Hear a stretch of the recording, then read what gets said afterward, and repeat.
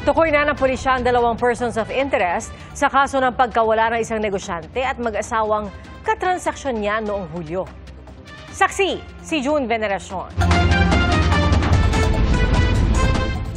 Magtatatlong buwan matapos mawala ang mag-asawang Henry at Margie Pantuliana at kanilang kasosyo sa negosyo na si Richard Cadiz. 2 persons of interest ang natukoy ng Criminal Investigation and Detection Group NCR base sa mga hawak nilang CCTV video. Una, ang babae gumamit ng credit card ni Margie habang namimili sa isang cellphone shop sa Fairview, Quezon City. Nagkaroon din daw ng credit card transaction sa Parañaque at Bulacan noong July 15 at 16. Mga petsa matapos mawala ang tatlo.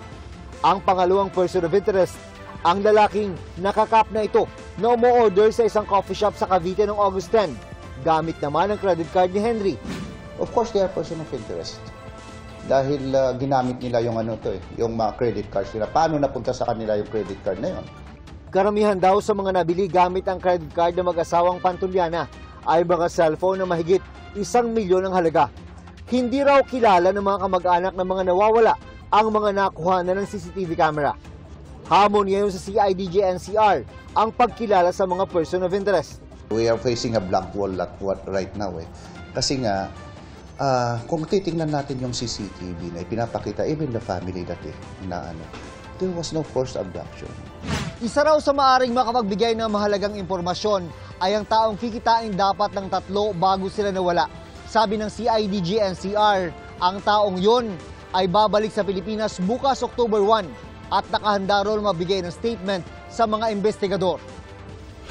Sinisilip din ng CIDG-NCR ay kung may kaugnayan ba sa pagkawala ng mga negosyante ang kanilang family background.